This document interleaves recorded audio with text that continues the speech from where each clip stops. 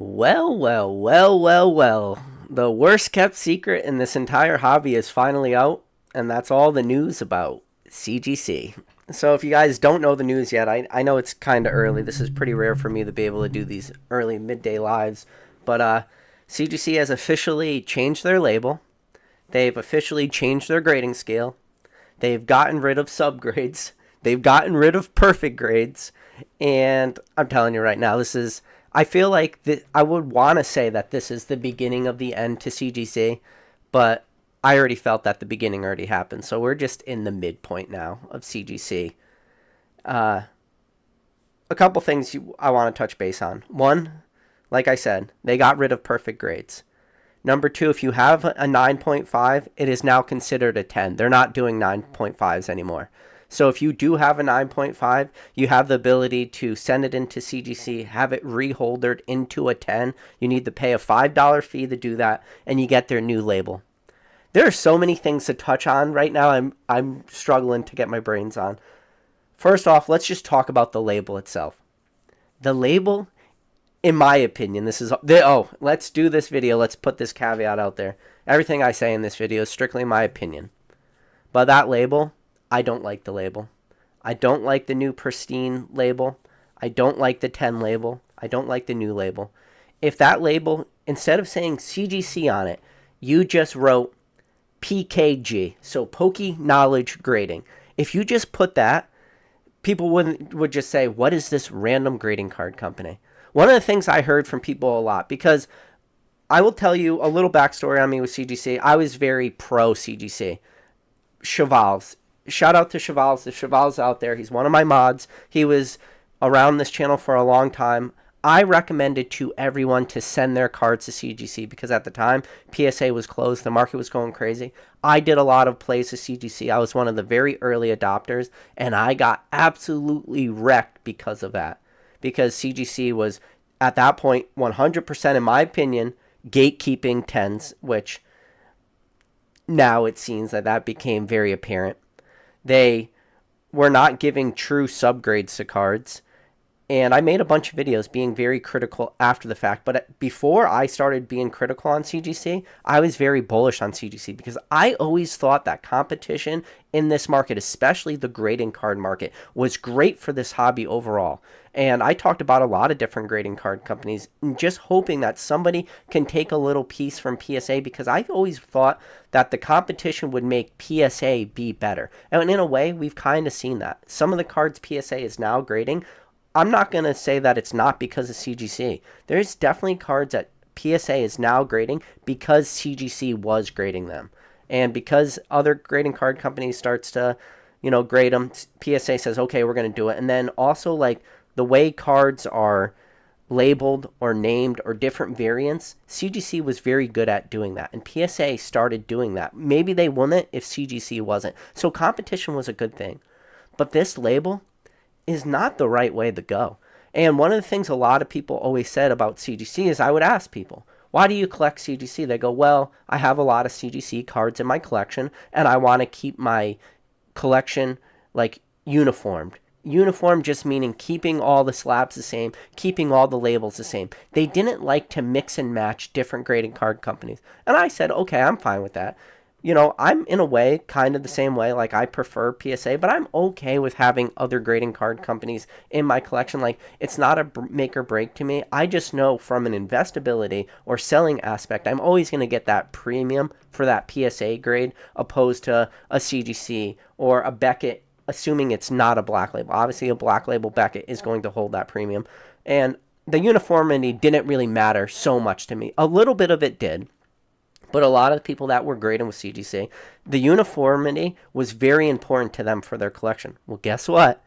If you now have old CGC slabs, that's what they are. Those labels are a thing of the past. And one of the things I heard from people about CGC is a lot of people liked CGC because they were familiar with like the comic book grading. And because the comic book grading, I mean, I have a graded comic right up there. That Simpsons #1 comic. You can look. It's that blue label, CGC slab. It's a beautiful slab. CGC is fantastic with grading comics. They are definitely the PSA of the comic book grading.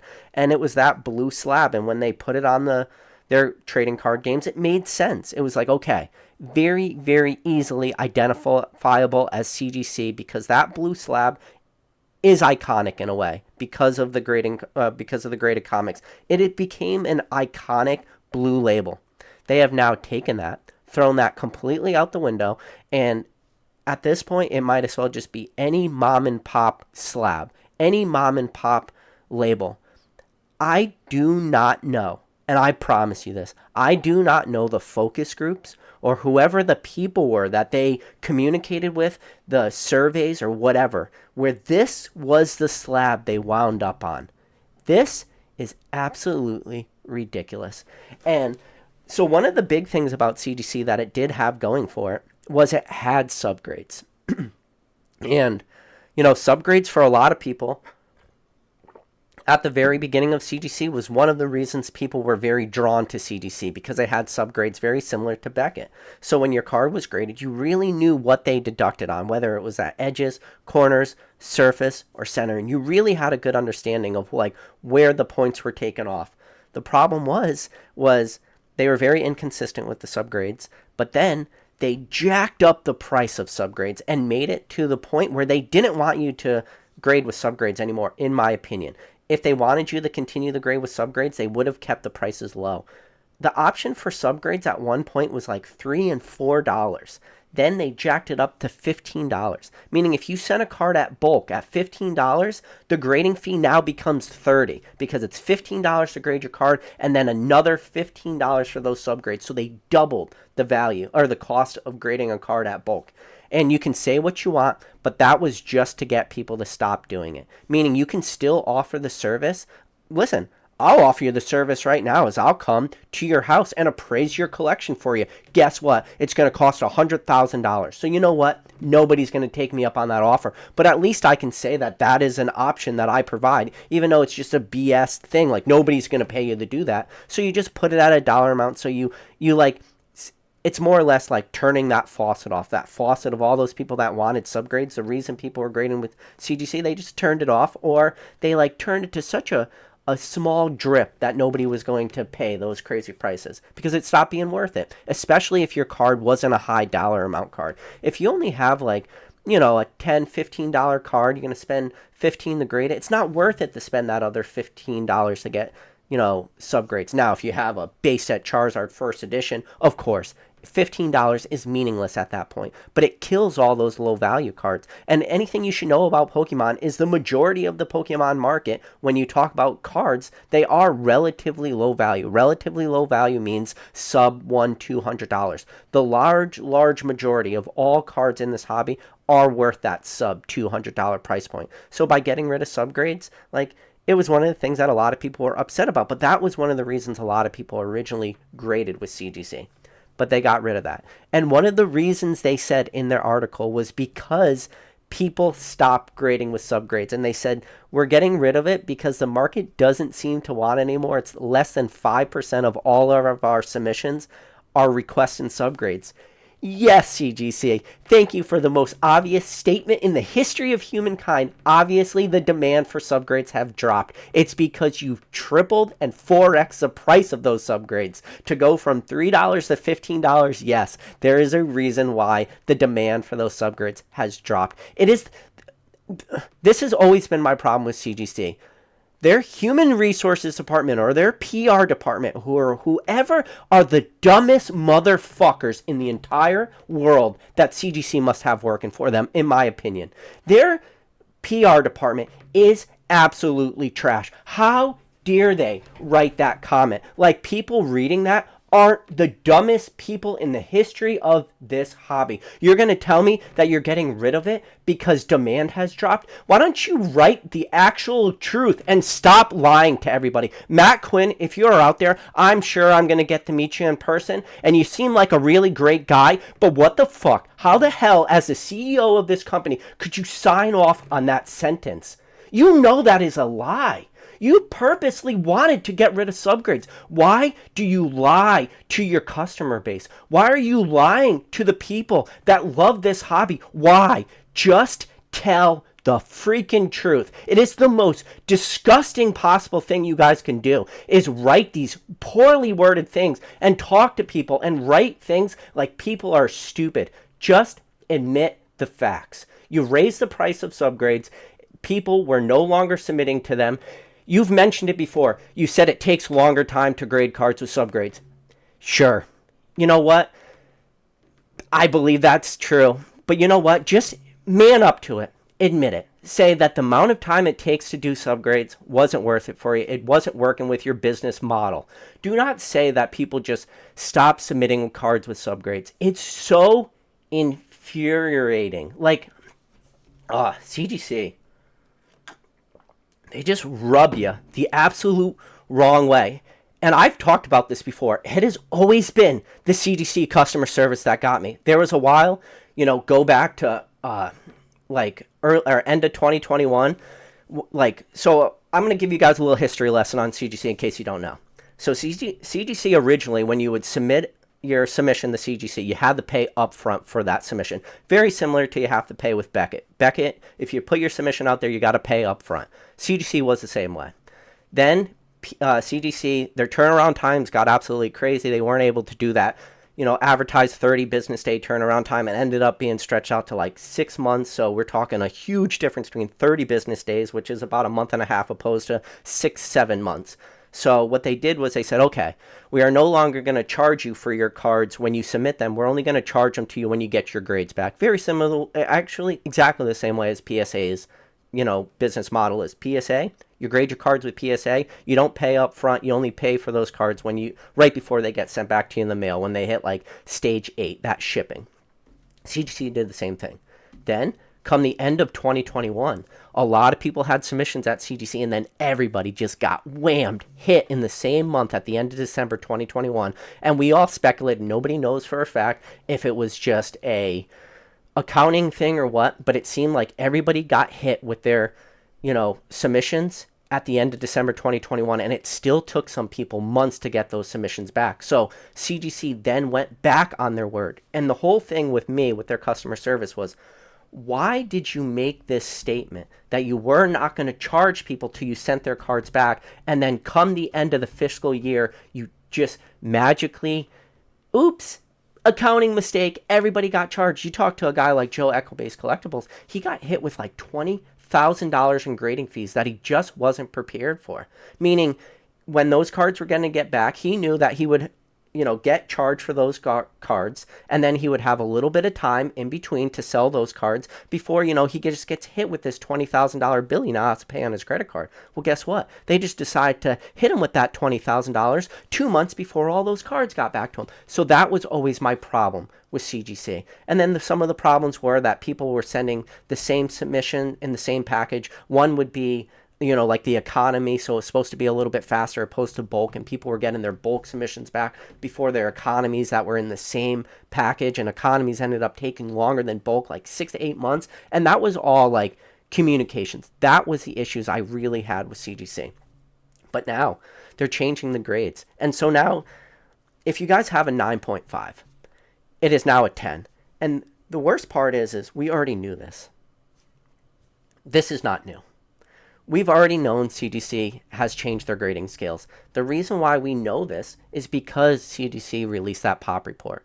When CGC released their POP report, there was very, very few 10s. So people were very, very quickly able to say how many more cards are being graded. Ooh, I almost sneezed. Hold on. Oh, yeah. Shout out to Professor Oak out there. But, yeah, so we already knew they changed their grading scales.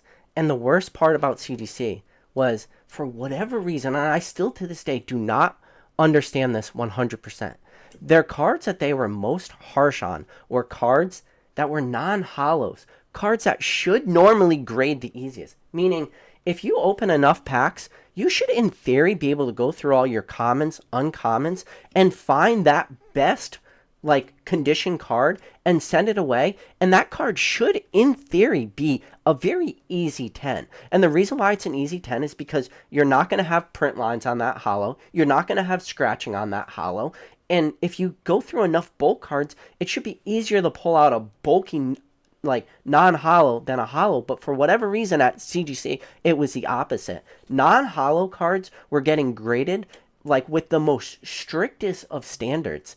And a perfect example was when the pop report was released for CGC. One of the like a very easy baseline card that you can go after was the non-hollow Charizard from Vivid Voltage. It came as a rare in the set. You could open it in packs, but then also those Charizard theme decks had those Charizards in it. When they released their pop report, there was 3 pristine 10s and like a absolutely insane amount of 9.5s for that card. Insane. But then when you would look at like how many of those cards were graded, it was like 2,700 cards, 2,700 cards, and there was only 3 pristine 10s, 0 perfects. And then all the pristines had no subgrades. Then when you looked at the 9.5s, the 9.5s were just absolutely littered with cards with subgrades. Like out the yin yang, it was just 9.5s with subgrades. So they were clearly gatekeeping these 10s for whatever reason. But the worst part was the full art textured cards from Vivid Voltage had more pristine 10s than that non-hollow Charizard. That doesn't make sense. Shouldn't make sense. A full art textured card should have way, way, way more surface issues than a non-hollow. And you can give me all this bullshit crap you want that, oh, you know, you look at some of these print qualities for some of these print runs, it was really trashy. Okay, please. We're not the dumbest people in the room. Do not tell me that a full art textured Vivid Voltage VMAX Pikachu grades easier than a non-hollow Charizard from the same set. Do not do that. Do not question our intelligence. Do not just straight up look us in the face and call us stupid. Just admit you were gatekeeping 10s for whatever reason. Or maybe you weren't gatekeeping 10s, you were just trying to push cards out as fast as you could because your backlog got absolutely crazy. Come December 2020, you still had advertised turnaround times of 30 business days. But anyways, so they got rid of subgrades and they got rid of perfect 10s. Yes, perfect 10s. One of the things that was probably one of the best things going for CGC right now, because when you look at another card company that is trying to compete against PSA, it's Beckett. What does Beckett have going for it that is their 10s keep a premium over PSA 10s? It's that black label. You look at the most recent PWCC auction, so I guess today's Tuesday, so Sunday night, was it Sunday night? Was the $13,000 black label Moonbreon sold. We are not getting $13,000 PSA 10 sales of that Moonbreon, but we are getting $13,000 sales of the black label because that black label, whether I agree with it or not, it does hold a premium. And those perfect grades from CGC were holding a little bit of a premium. And this is a problem. The learning gap for the average consumer of this product is going to have a lag time. That article was released today. There's a lot of people in the Discord groups talking about that. A lot of people in this little niche talking about this. I'm making a live talking about this. The average consumer, the average CGC fan, will not even know about this change, some of them, until they get their returns back. Like, that is the average consumer of this product. So now as somebody who specializes in CGC graded cards, who sells these cards at, events, there's going to be a learning curve now for the average Joe Smo off the street. I have no clue why they did this. I don't understand. If you told me that they were doing this for the absolute premium label, for the better label, one that everybody is in 100% agreement is a better label, but it's not. And so a lot of people say, well, PK, you might not have ever liked CGC's labels. False. You can go back on my video. I have a video where I compared 4 different grading card companies. I compared CGC, I compared Beckett, I compared GMA and PSA because I had the same card graded by all those companies. And I went through the slabs and I said, which slab do I like most? Do you know which slab won that video? CGC slab. I said that I felt CGC's slab and label was the most superior of all those grading card companies. I enjoyed it. A lot of people enjoyed it. There are so many CGC fanboys out there who were in love with those labels, in love with that uniformity of their collection. Their uniformity is gone. And yeah, you got a 9.5. You know what? It was a big fuck you. A big kick to the nuts that they gave you a 9.5. But guess what? If you want, you can send it to CGC right now. They'll reholder it for you. It'll cost you $5, but they'll reholder it for you. And if you have a perfect 10, their recommendation to you is do not send this card to us because we're not going to give you a perfect grade. Your card will now become a pristine 10 with no subgrades. And maybe we'll change the label a little bit. These are the ugliest freaking labels I have ever seen. Like I told you, if you just were able to white out the CGC on that slab and just write PKG, Poke Knowledge Graded, it would look like I created that slab. I saw more people designing their ideal like mock-ups of what a slab should look like, and their mock-ups were better than what actually was rolled out. I am so bewildered and dumbfounded by what's going on right now. This is potentially the end of CGC in my opinion. Anybody now who are sending to CGC, I don't get it. Like, and you know what? I understand why. So in it, I mean, there's a lot of topics to talk about, but also in that article, CGC and SGC are now combining to one company. And if you don't know what, like, CSG. So CSG was their sports card grading, and then CGC was their trading card grading. So they were different companies, different labels, but they have now combined them to make them into the same company. And if you guys probably are not super familiar, or maybe some of you guys are out there, but CSG, they had already changed their grading standard. They had already got rid of the 9.5 at the same time that a lot of people speculated that CGC's grading scales and standard has changed. And then it was a lot of people was like, okay, I don't like the way this looks, but whatever, we're going to keep rolling with it. And that actually makes sense to me, like why CSG would start to like conform into CGC. But I just don't understand why they needed to have that division in the first place. I was never really 100%. I'm sure they know why. But the fact that I never could understand it and I never thought it was going to work, and then it appears that history has proven that it did not work. Because if it did work, I feel like they would have no need to now combine grading card companies. So I don't know who's like behind the wheel, who's making these decisions. I have no clue because it seemed very apparent at the time. And one of the things about this hobby, one of the things about the market, one of the things about collectors is people do love 10s. And that's just the fact. Whether we want to admit it or not, it is the facts of this market. People love their 10s. It's the same way as PSA, and especially PSA, you look at like some of the price difference between 9s and 10s, and the same thing with CGC. The price difference between 9s and 10s are huge. And sure, you can say it's all about condition of cards, but listen, how many 9s have been cracked out and resubmitted and gotten 10s? The numbers are absolutely countless of how many times that happens because, you know, the condition of the card is 10 worthy, but for whatever reason, like that initial grade was undergraded, it was poorly graded, it was misgraded. So, like, it's not always truly about condition. People just love that subjective, that third party. It's like, and this is the worst part. I can take a 10 from CGC, crack that 10, and submit it to CGC and get a 9. And I can show everyone. I'd say, listen, this card is, you know, truly near mint. I got a 10 the first time. I was, for whatever reason, dumb enough to crack it, and they poorly graded it this time and got a 9. So I still want you to pay me for this 10 price because the condition is 10 worthy. People will laugh in your face. They will make fun of you. Then it will be worth it for somebody to make fun of you. Because that would be the dumbest statement ever. They'd be like, I don't care what this card did grade. It is now graded a 9. This card is only worth a 9.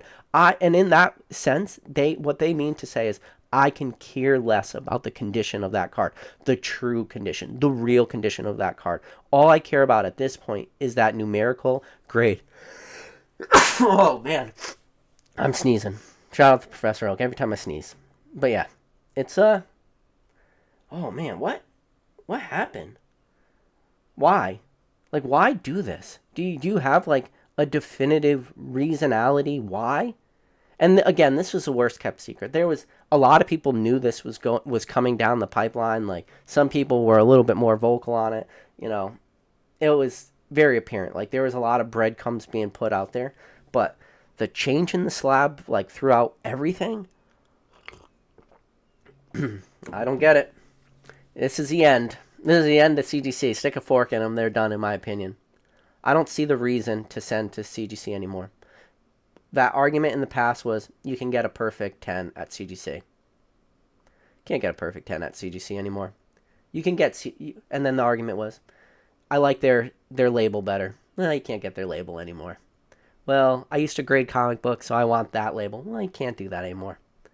Well, the subgrades can't do that anymore. So they have now made Beckett a way more like enticing option if you do want to go that route. If you do want to go with absolute condition rarity, Beckett is now the play. It's not CGC, it's Beckett. Because Beckett, at least you could have the ability to get the black label.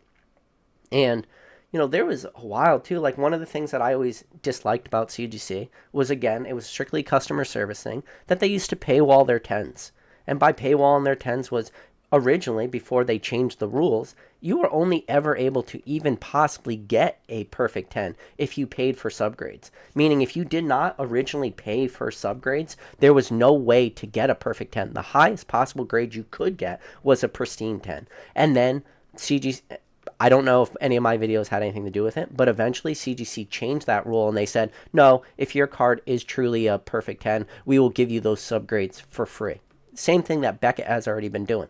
Beckett already had that rule in place. Beckett, if you submitted a card to them and you didn't submit with subgrades and it hit that black label, that perfect grade, Beckett would automatically give you that black label and automatically assign those subgrades to it. But CGC didn't do that. So by not doing that, it paywalled that perfect grade. And that is a scary thought, especially when it comes to graded cards, that the highest possible grade you could have got was paywalled. Thank God they removed that you didn't have to pay for subgrades in order to get that perfect grade. That was actually like a great thing they did. The sad thing is, and the scariest part of all that, is it just took them so long to roll that out. It took them for people like me making a bunch of videos. You know, I made videos, the top 5, top 10 reasons CGC was just a bad company. And, man. And again, one of the things that was my biggest pet peeve, one of my biggest gripes about CGC is they just constantly hurt early adopters. And by constantly hurting adopters, what do I mean by that? They constantly hurt early adopters by, you know, either gatekeeping grades, holding back grades, but now think of everybody out there who graded and got 9.5s. What CGC is more or less saying with this press release is all your 9.5s are 10 worthy. Gem Mint grade is 10. We were not listening to the market and the hobby for years at a time. And we gave you guys all 9.5s. We're not sorry about that, but if you do want that 10, just pay us more money and we'll reholder that card for you. So, you know, you sent out a submission of 100 cards and, you know, 50 of those hit 9.5s because they were truly near mint, pack fresh, modern cards, and they slapped you with a bunch of 9.5s, so 50 of those 100 cards out of that submission, oh, that's fine. Just give us another $250, and we'll reholder all those cards for you. Look at us. We're the good guys in this scenario. We're doing you a favor. You only got to pay us $5. It's like, all right, just keep bleeding people, you know, because of what, at the end of the day, this is your mess up. So,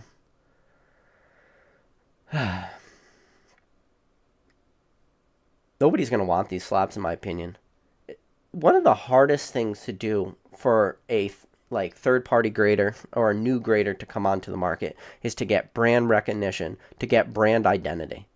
These new slabs do not do that. You can look at the thumbnail. I bet you some of the people who clicked on this, if I didn't have CGC in the thumbnail, they just saw the slabs that were on the thumbnail of this video. They would have went, what grading card company is that? If they weren't familiar with the news, those slabs would have looked so foreign to them. And maybe the question would have been like, why was somebody dumb enough to grade a Charizard first edition in one of these random grading card company slabs? Or why did somebody grade a Illustrator Pikachu with one of these random grading card companies or one of these trophy full art Pikachus, and then until they really examined it and they saw in very, very small lettering CGC, and then maybe they were able to connect those dots. But there's probably a likelihood by just looking at my thumbnail in passing, they weren't able to identify those slabs as quickly being CGC. I want to go read the news release, see if I could find it. We're talking in case I'm missing anything else that happened. What a shame. What a shame. Like, and just when I thought things could turn around for him, I'm looking at the slabs right now on my computer. I know it's hard because you're looking at me. I'm looking at these slabs, but they are ugly. And the ugliness is subjective, right? And this problem is I like the CGC slabs. The slab was never my problem. And yeah, now they have these pristine 10s. So these pristine 10s are supposed to be like the perfect 10. So this is the weirdest thing they did. So they got rid of perfect 10s, but now they still have two pristine 10s. One of the 10s is like the gem mint. So that's that 9.5 grade, that strong 9.5 is now the gem mint 10. But the pristine is like what their 10s used to be. Just trying to even talk that sentence out loud and trying to explain that to you just sounds like the dumbest thing they could have done. So people are now going to hold their CGC slabs and they're going to go, oh, well, this one says a 10. Well, this one says pristine 10 and it has a little bit different of a 10. And then people are going to be like, yeah, that's like a weak 10. That's a strong 10. And people are going to be like, I don't understand. What do you mean a weak and strong 10? We take a lot of liberties, especially on this channel, when we think about like how well people truly understand the nuances of this market, and especially the nuances of graded card market. The graded card market, in relative to the entire size of this hobby, is very small. So now we're talking nuances of grading, and if you don't believe me, you can go back to some of my earlier videos. When I talked about them gatekeeping that perfect 10 versus that pristine 10, when I made videos talking about that, there were people in my comment sections who were questioning me on that because they didn't even know that CGC had pristine 10s and perfect 10s. They didn't even know that. At least the one thing Beckett has going for is their 10s are, it's very clear like that they're different grades. And yes, it does seem that CGC wanted to do this, but to make that pristine 10 gold, this is the problem. It's all about like thought process from the end user. This end user, when you look at this pristine 10, which is now kind of like the perfect 10, kind of like their black label, this pristine 10, anybody who's familiar with grading, this pristine 10 being gold immediately makes you think of Beckett's gold label. And if you know Beckett's pristine gold label, it does not have like that hype around it the same way the black label does. So when you look at a gold pristine 10 on a label, you instantly go to Beckett pristine 10. That is not what you want people's initial like thoughts and reaction when they look at your label, to immediately think another grading card company's like less superior grade. It is not a good look. That pristine 10 should have been designed differently, where the background was not black, the pristine was not gold, the pristine should have been black. Is it fair to copy another grading card company and say Black Label is the best? Probably not fair, but would that have been probably the easiest of all transitions? Yes. Because I'm telling you right now, I'm looking at their pristine 10, which is now the CGC perfect / better 10, whatever you want to call it. When I look at that gold pristine on this label, I'm immediately thinking Beckett 10. That's all. Like, that's a thought I have. Ugh, man. It's a crazy, crazy time we live in. I mean, this rebrand and why is the company changing its name, the CGC cards, like, that's fine. Whatever. I didn't even know they weren't CGC cards. Man. Crazy. We'll see. I could be wrong. I don't think I'll be that wrong. I think the market for CGC drops very quickly. And I told you, I don't think this is the beginning of the end. the amount of cards that were being submitted to CGC was, the demand was clearly dropping. You can see that. There's a lot of people are able to pull numbers, scrape pop reports. You're able to see these cards being graded less and less. It was very apparent by pop reports. I don't think that this helps CGC. I don't know. And okay, this is a hot take already, and like we just were informed of this news a couple hours ago.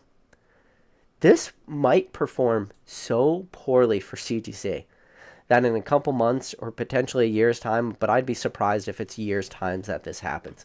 But it could be a couple months down the line where CGC then realizes they've made a huge mistake and they go back to their old labels, their old grading standard, and then it will just like everybody who decided to go with the new grading scale would just get shot in the foot. I don't get it.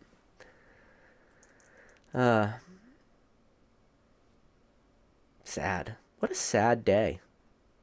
You shouldn't be happy about this. You should be disappointed. Like,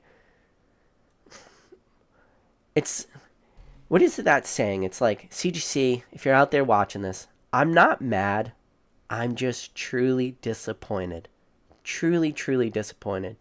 They were finding their own niche. They started grading error cards. You know, some of the error cards they were grading, kind of questionable. Maybe some of the research that they should have done to grade those error cards maybe were lacking in certain situations. A perfect example, Rattle made that video where somebody had a bunch of laminated cards as their kid. Yes, as a kid, some parents would laminate their cards because it would keep them in better protection. And then one of the kids, or as that kid got older, he sold the collection. Somebody bought that collection, and when he bought that collection, he had to delaminate all these cards. And when he delaminated the cards, he pulled off like a bunch of surface from one of his Charizards, like just base set Charizard. And he graded it with PSA. PSA graded it a 1, which is a fair grade. That card is more or less not destroyed, but like pretty beat up because a lamination pulled off the front layer of that card more or less. That somebody bought that PSA 1. Then decided to crack that PSA 1, sent it to CGC, ended up grading with an error designation to it. I shouldn't be able to put lamination on a card, rip off the front, send it to CGC, and have them grade it as an error when it was just damage. So, like that is some examples. But there was a lot of other examples where CGC was doing really good things, where they were grading all these like known error variants. And in Pokemon, error variance is a huge subsection of this hobby. A lot of people don't get super deep on it. Maybe a lot of people stay a little bit more surface level when you think like the no HP Dark Persian or the no stage Blastoids, or shout out to Nick Old School Pokemon and the no damage Ninetales. Like those are all error cards and they're a little more mainstream. Maybe they're not as nichey, but then you could talk about like, you know, dot error Chansey cards when you go just a little bit deeper and stuff like this. And then until eventually you get to like super obscure, super hard to find, like the shout out to Rattle Pokemon, Nutrition Fact Air Salamances from Plasma Blast, stuff like that. You start to get a little nichey. You start to find the errors that maybe people really don't know. And CGC was doing a great job of like identifying and designating these cards, and they were finding themselves a nice little market there too. But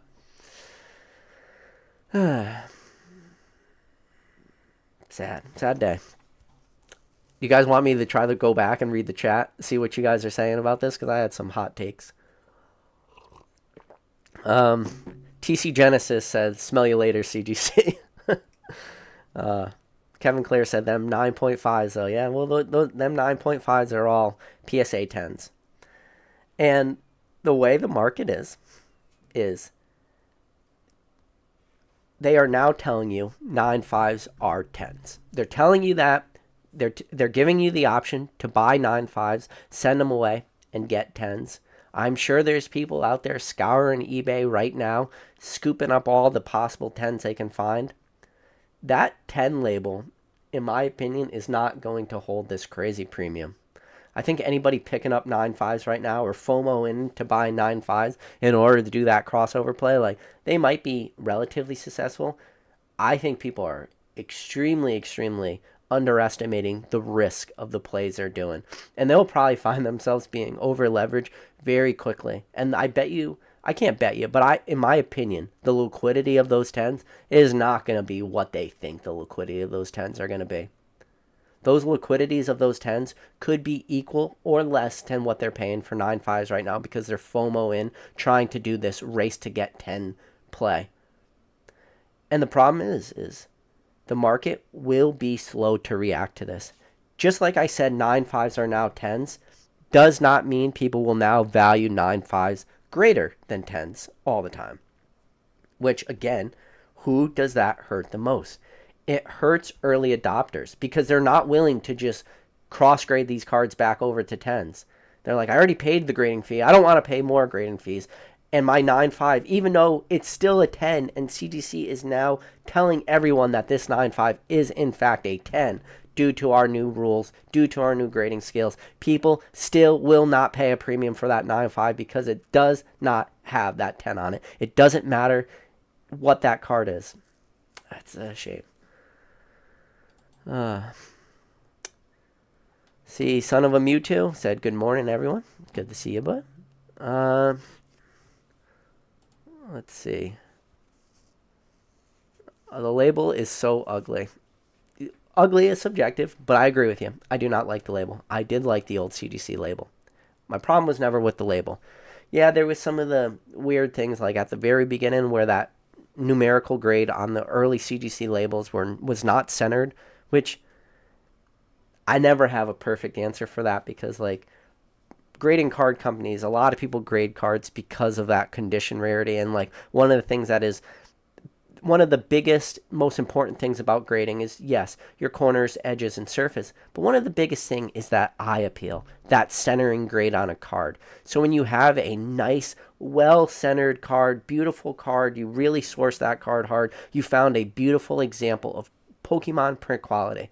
And then your beautiful centered card had a slab with a super off-centered, like, numerical grade. Yeah, there was a lot of people whose OCDs really ran wild with a card with like that sort of issues. Chris Texas said, making my patient do physical therapy while watching PK. Yeah. Catch 'em All Collectible said he almost went live. Glad he didn't. Catch 'em All Collectibles. I would love to hear your thoughts on this. There's just some people out there who are huge CGC fanboys, and there will come a point where for some people, CGC cannot, will not, nor have they ever done any wrongs to anyone ever. And that's fine. There are some, CGC for some people could destroy their cards, ruin their cards, put them in slabs upside down, crack slabs, non-welded slabs. They could do whatever they wanted. They could take a black magic marker and, very similar to that Persian that was graded by PSA, they could draw a huge cock on its face. And some people would still not have a single bad thing to say about CGC. And that's fine. And I'm sure this video will probably get ratioed pretty well, which ratioing, I found out the hard way, is the best possible thing that could happen for your channel, because when your videos get ratioed, it gets pushed out to more people. So feel free right now. If you like what I'm saying, hit the like button. If you do not like this video, I also encourage you to smash that dislike button. Nobody could really see it anyways, but it's going to help me out immensely through that YouTube algorithm. So, Between the Ropes says, you're live now? Yes, I'm live now. This is my last day of paternity leave. This might be my last midday live, which is a sad, sad thing. But Youngster Ryan said, big L for CGC. Ugly slabs. Yep. Number one mod in the game said the basic trainer. He said, hey, basic trainer, CGC at least gave us another PK midday live. Yeah. Leaf Green Goblin said his CGC slabs are now officially vintage. That's a good way to look at it. You now have the vintage. Which will be funny too. Like, will CGC slabs now have like two different collector bases? People that go after just strictly the new slab, or people who strictly go after that old slab because of that collection identity, collection uniformity to it. I don't know. I just find it really hard that all the people that ever gave me the argument is the reason they collect CGC slabs and not PSA is because of that uniformity. That uniformity does not exist anymore. Are they still going to give me that same argument? That is why they go with CGC. I find it hard to believe, and if that was the argument and they stick with that argument, I think there's probably like more reasons behind what they're saying than maybe they're kind of leading on. Sniffix X says, I'm so fucking pissed, yeah. Leaf Green Goblin said PK is day drinking. Sorry, Leaf Green Goblin. This is only water. I wish I was day drinking, but I got 2 young kids at home. Day drinking is definitely a thing of the past. Can't do that. I wish, though. Kevin Clare says, CGC lives rent-free in PK's brain. Kevin Clare, you are 100% correct on that, but you are missing a part of this, too. That PK also lives 100% rent-free in CGC's brains. I do have a small channel. They do watch these videos. It's a real thing. Ultra said PK going off, yeah. People said I'm heated. Of course I'm heated. I'm passionate. Passionate about Pokemon. Passionate about graded cards. Passionate about this hobby. Passionate about other people in this hobby. People I think are being, getting a disservice, which this new slab is a disservice. Yeah, I get heated for those people. I care about those people. Your average player said PK doing the Greta Thunberg. I like it, man. I gotta, your average player, he's an interesting one. He's one that we may have to get on a live someday in the future. Your average player, like, not being in the States, still being super engaged in this hobby, doing some big things. I think he's only 18 or 19 years old, maybe 19 now. I probably known him for a couple years. And if you guys ever got a chance to watch one of my shorts, there's a bunch of, like, images from Pokemon Worlds in 2022. All those images came from Your Average Player. He sent them to me. I was able to make a short with him and kind of share his story to some of the world, which I like Your Average Player a lot. I think he's a good dude. But, let's see. Garrett M says, LL, you seem like a nice guy, but fuck you. Yeah. Brent says, PK lit from that morning coffee. I did drink a lot of coffee this morning. This is what gets me through my workday until I can make it home, usually, to do my, Pokemon rants at night. So this is a midday live. So Pikachu said, PK said, sorry, honey, solo baby duty for a while because CGC did some shit. Pikachu, that comment you just wrote was factually correct. And the wording you wrote is also factually correct. I went up to my wife today and I was like, because I had to get 2 new tires on my car. I had a car sitting in storage for 2 years and I decided to take it back out. But I had to get 2 new tires for it. It was dry rotted. It's like old Camaro. And I got the 2 new tires. While I was sitting at Firestone waiting to get new tires, I saw this information. I started making my thumbnail as I was sitting waiting for my 2 new tires. I came home, pulled up in the driveway, jumped out of my car, ran inside, and I was like, I gotta go live real quick. And my wife's like, why? I was like, there's some news that just happened that I gotta talk about. And she was just like, at this point, she's okay, She's like numb to the whole Pokemon thing at this point. At least when I talk about Pokemon, I'm talking about like the YouTube channel and going live and stuff. So she was just like, okay, go for it. And I was like, all excited, all pumped up for this. Ugh, gets you heated. CGC. Kevin Clare said they should up those 8.5s to 9s. Yeah, and some of those 8.5s they should up to 10s, man, because some of them were cruelly undergraded. So Leaf Green Goblin said the Pristine label is his favorite their favorite label they ever made. Should have never left the blue label, though. That was just part of the brand identity. Yeah, I think a lot of it is losing that brand identity. And CGC, for their credit, they worked really hard on brand identity. And they were very lucky that a lot of that original brand identity was grandfathered in from the comic book graded. So why get rid of that brand identity? I'll never understand.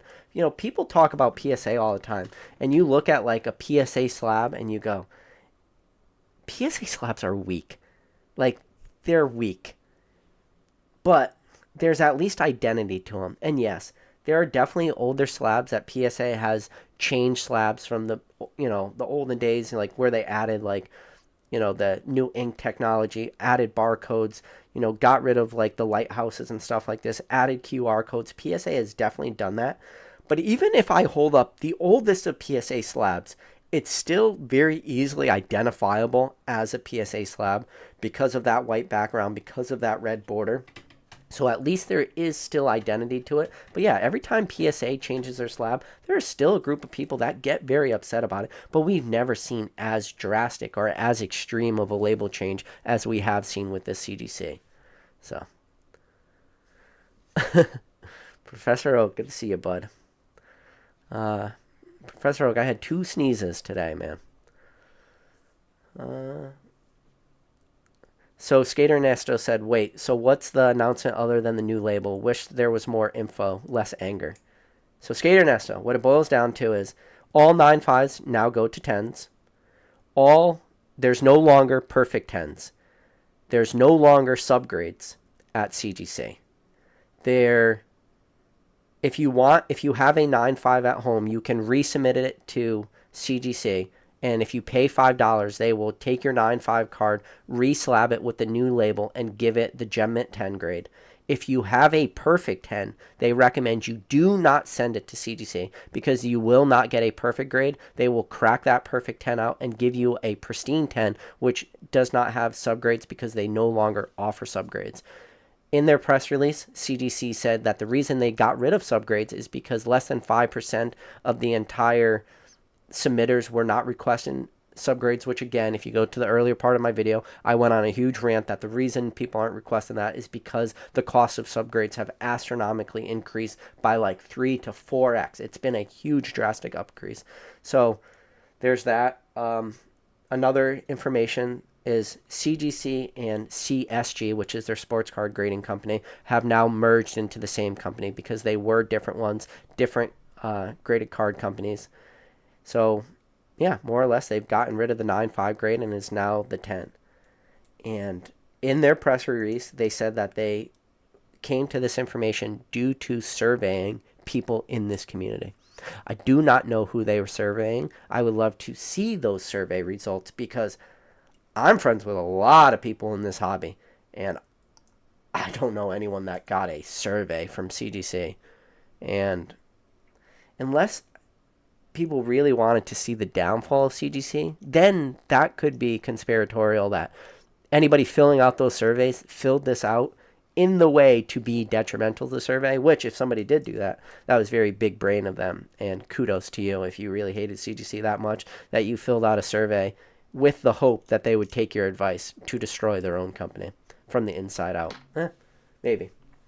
But yeah, so Skater Nesto, that's like the true information or the true facts of what's going on right now.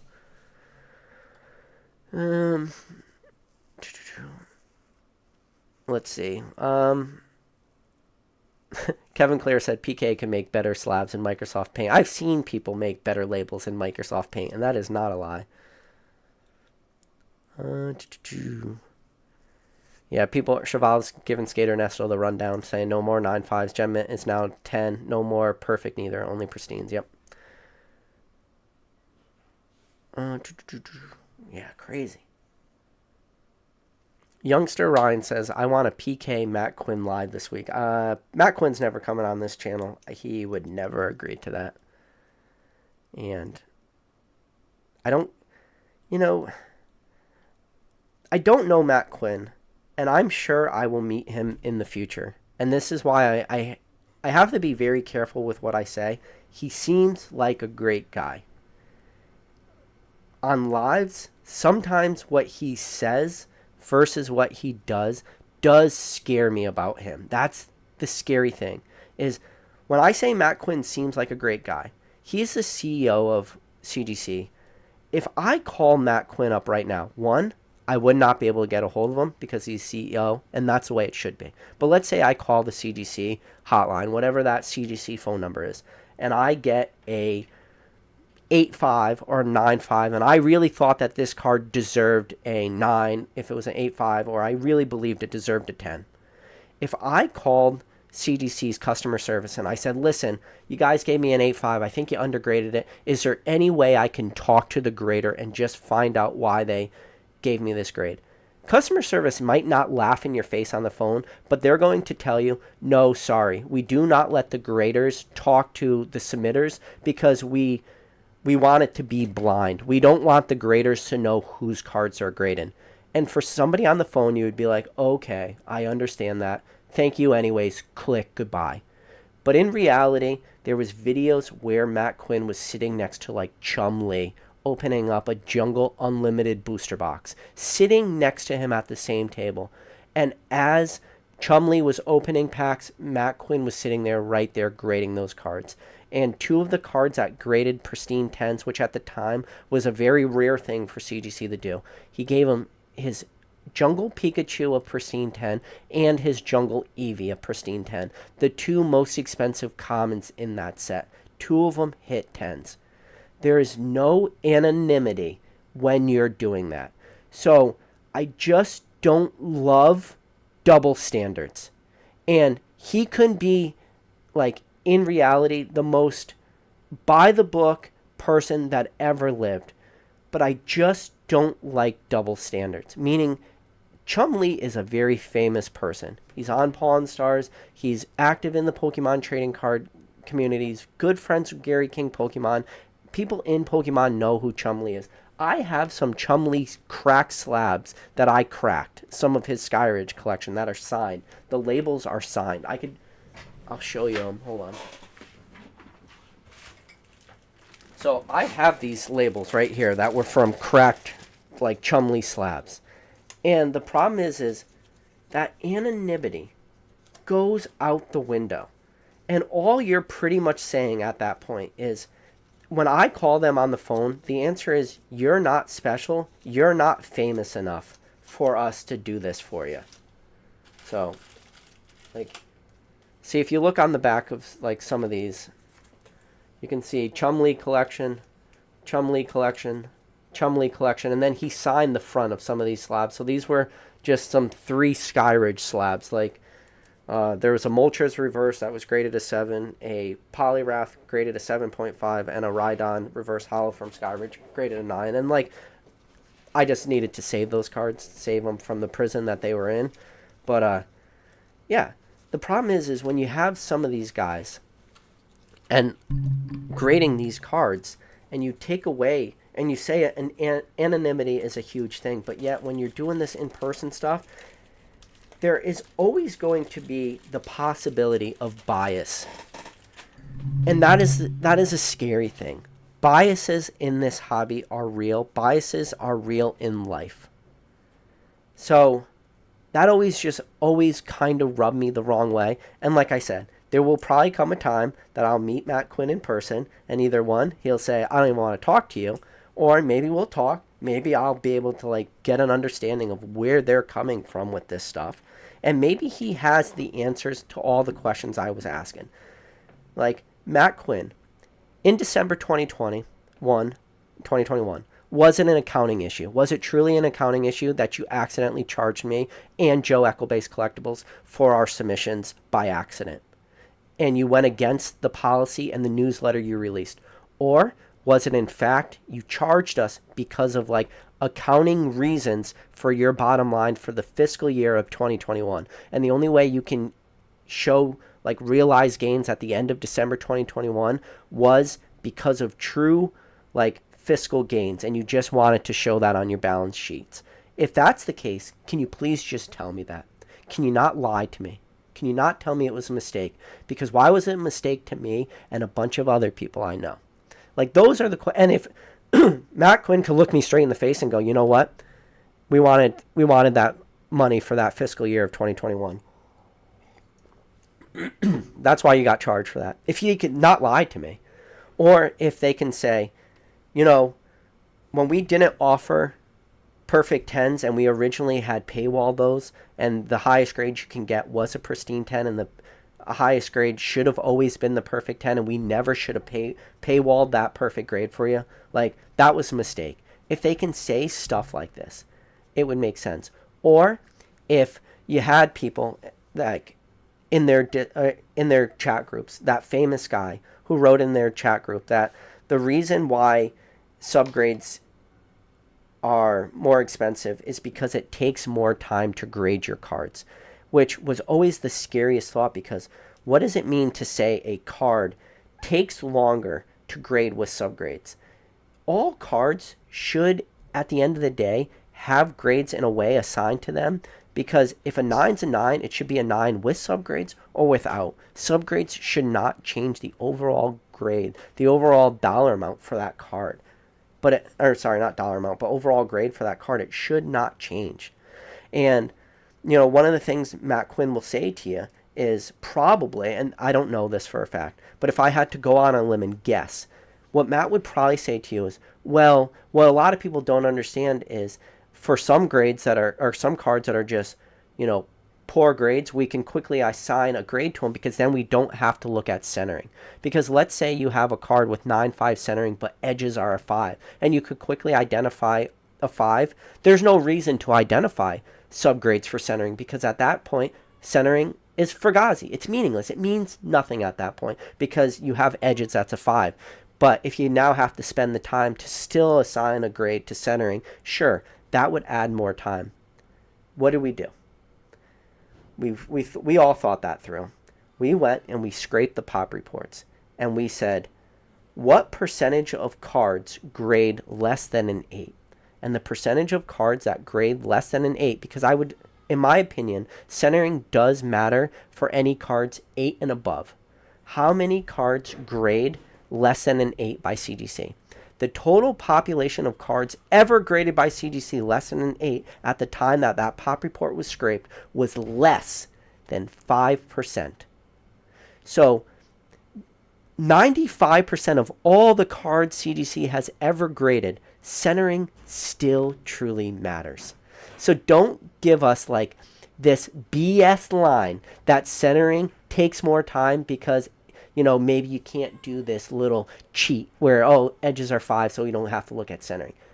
You still got to do it for, if you had 100 cards in front of you, you still would have to do it for 95 of them. Yeah, would it take extra time for that less than 5%, that 5 cards? Maybe. But don't lie to us. Don't. We hate as a community being lied to. We hate as individuals being lied to. And in my opinion, again, this video is all my opinion, I do believe that is lying to people, because you're giving out information that is in fact factually true, that it does probably take more time to assign a centering grade to a card that has an edge of 5, meaning that centering grade at a 9-5 means meaningless. But don't make it sound like it's this absolute hardest possible thing you're going to do. It's going to add so much time, all this. It's like, it's probably very negligible at the end of the day, or at least not as drastic as a lot of people are maybe leading on that it is. That's where I come from. So, but if he could explain all this to me, and if he could just say like, what the truth about grading really is, in my opinion. All this is my opinion. This whole video is my opinion. I got to be careful with saying the truth. Like my words are probably could be easily taken out of context. I got to be careful with using the word truth. But, in my opinion, like a lot of grading is just, it should all just be subjective. Like there should really be no grades assigned, because it should just be like that grader's opinion. And maybe the fact is they want to get rid of those subgrades because it just holds the grader to a higher standard of their grade. And if that's the case, just say what we already know. Like people might not want to hear that in fact like grades are more or less just super biased, super subjective by that grader for that day. And sometimes it's just a matter as simple as, did that grader get laid the night before? Are they in a good mood? Are they handing out 10s more than they were the previous day because maybe they went to work with a smile on their face? Maybe. Just say that. Just don't make up stuff. Don't. All right. So Ganar on Ice says, oh, I like that comment, man. Jay Crazy says, you dropped this heat today, PK. Had an OG CGC slab that's in a 9.5 with 2x 9.5s and 2 10s. Let's consider it crossing. Yeah, I'll be cracking. Well, you'd be cracking. You could send it to CGC, spend the $5 and get the 10. It's hard to say. Man, you guys the chat's going today. It's hard to keep up. Skater Nesto says, I don't see the reason to send the CGC anymore. They gave me a 9.5 once 4 years ago, PK 2023. So 4 years ago, no. CGC was created in July of 2020.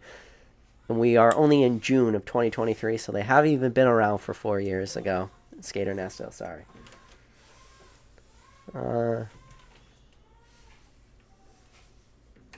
I just got an email. I wonder if I got a cease and desist from CGC right now.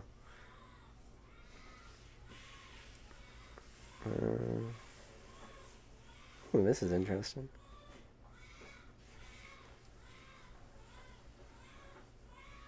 I don't know why I can't open up that email. That would be funny if I got like a cease and desist. Yeah, see, DeGreen Collectibles says, y'all watching a live stream, and he just dropped 10K on 9.5s today. Good luck, Josh. I hope that was the right play. I truly, because you're my friend and I like you as a person, I truly hope that does not burn you, man. Because that is a very, very scary thing. I mean, because 9.5, you might be right. I hope you're right, man. That is a scary thought. 10K. Brad G. Card says, Greeny about to get a cool 7,500 back from his 10K. Let's hope not. I mean, you could be right. Like, there is a world we live in. We are in the metaverse. There is a world that exists where the community is super accepting of these new CGC slabs. And the learning curve and the learning barrier for a lot of people will not be hard. Everyone will just instantly know, CGC now has new slabs. This is what they look like. You're going to very quickly be able to identify these. One thing CGC had going for them is you could be standing on the other side of this room and you could hold up a CGC slab and I could identify it from across the room. I could go, that's a CGC one. And then you could hold up a Beckett Black Label. I could go, that's a Beckett Black Label. Then you hold up a red PSA bordered slab and I would say that's a PSA slab. Super easily identifiable. If you held up that new CGC slab right now, I would be like, Ace Graydon, GMA, Diamond Graydon, new SGC slab, Tree Frog Grading, what else? I don't even know. I'm running out of crappy grading card companies. Some, whatever this OG, whatever that slab was, an OG slab. Was it the OG and OG, whatever this company is? I don't even know. OGS. This is actually nice. This is a metal little thing. They have subgrades for it. I don't know.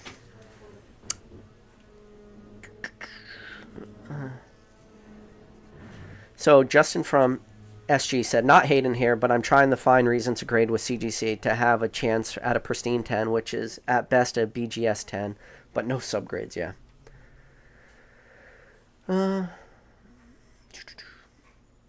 So Channel Bucky Bronson said, he never believed in grading his cards, never trusted them enough. That goes double for mailing them. Oh, Channel Bucky, you'll get there, man. Your first time shipping cards, it can get scary mailing cards, but at the end of the day, you'll probably do fine. And, sending your cards to these grading card companies, it's not as scary as you think. Like, depending on what you're sending, you're probably sending, mid-tier, mid-value stuff that PSA or CGC, they're not going to steal your cards. You don't really have to worry about that. Like, personally, I've been in this hobby for a long time. I've talked to a lot of people in this hobby. I've never really heard of anybody getting their cards stolen right when their package was open. Maybe sometimes cards potentially getting damaged, like during the transit time, or people handling that package, or people grading that card, or cards getting pinched in the sonic welder and stuff like this. Like, that's all happened, but don't be too worried about your cards getting damaged in the mail.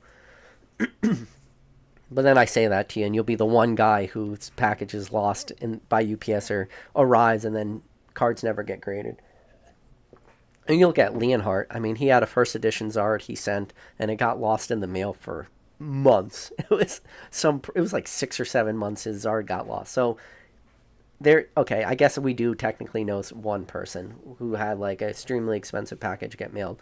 But if you had like a super super high end card, let's say you had an Illustrator Pikachu, some crazy trophy card, then it's worth it to kind of just buy a plane ticket, fly right to PSA, go right to the front desk and do the walkthrough service. It's going to cost you a lot of money, but it doesn't matter at that point because you're upcharged for a Illustrator Pikachu.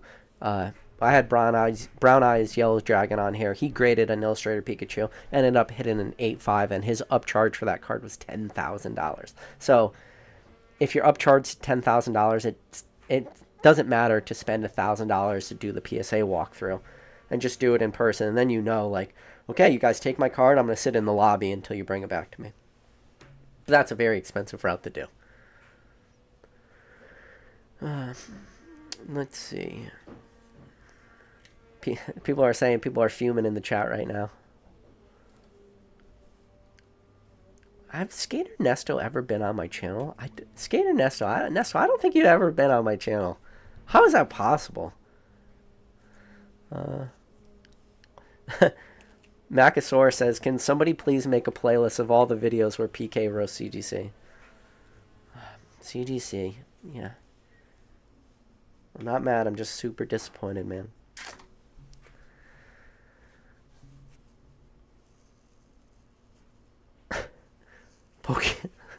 You get the chat's funny today. There's some funny things.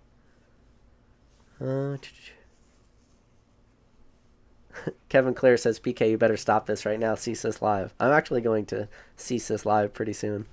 Seeing how I might have got a cease and desist in my email just now. How is that even a possibility?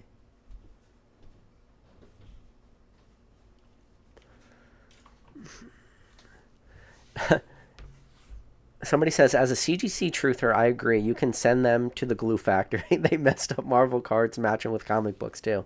Oh, I didn't even think about that. That is a fantastic point that I did not allude to. One of the things about Marvel cards and these, more comic book type trading cards, whether it's Marvel or even Batman cards or stuff like this, doesn't always have to be Marvel. It could just be any kind of comic book genre type trading card. Yeah. One of the big things about those cards, one of the things that was a huge selling point for them was people were familiar with comic book grading, also like that same style slab for their trading cards. I never even thought about that.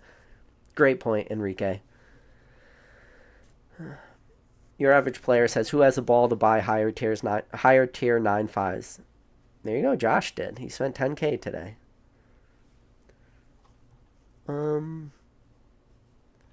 See. They took the generic label of those third-rate companies and made it look worse. Yeah. I will never know this stuff. But who was the survey group that did they bring any of the, maybe people know, did they bring these slabs to any Collecticons? Because I would say like a Collecticon has some of the most engaged people in this hobby. Did they take any of these prototype slabs to Collecticon? Did they hand them to some of the bigger, more well-known people in this hobby and say, like Gem Mint Pokemon, perfect example, Zach. Like somebody I really like as a person. I think his, like, what he brings to this hobby is on a super, super high level. His knowledge, but more importantly, like, if I was looking for somebody for a consultant, Zach would be somebody that I would reach out to and be like, Zach, let me get your opinion on something. Did they bring these new slabs to Zach Gem Mint Pokemon? And I'm sure they had a bunch of different designs, probably in like a briefcase. Did they hand them the different slabs and say, which of these prototype designs do you enjoy? Which of these prototype design labels do you like? Were there people in this community that I don't know looked at these new slabs and said, I really like this one? Because the way they made it sound in their newsletter was that it was like in survey groups and stuff. But who was like comprised in these survey groups? Were these survey groups comprised of like what not hype beast sellers who have no freaking clue what they're talking about? no disrespect to the people I actually know who sell and whatnot, who are not total pieces of trash, but like, who were they reaching out to? I love to like hear these people, because I've yet to really find anybody who truly likes these slabs, and I'm sure they exist out there, but I bet you the number's not that high. I bet you it would be easier to find more people who dislike these slabs versus people who do like these slabs. And one thing about the Pokemon hobby, one thing about this hobby, one thing about the niches of the niches is people in this hobby, they do not like change. They don't. We take change a little bit, but for the most part, people do not like change in this hobby. And yeah. Cyril Lewis says PK grading co when never. I never take that on. TCA Gaming said, "I took me a minute to get free. I figured you'd be live for this." Yeah. Northwoods TCG said, "PK sounds like your dad when you knocked up your high school girlfriend." I'm not mad. I'm just disappointed. I'm pretty sure. Yeah, that's one way to put it. Let's see. All right.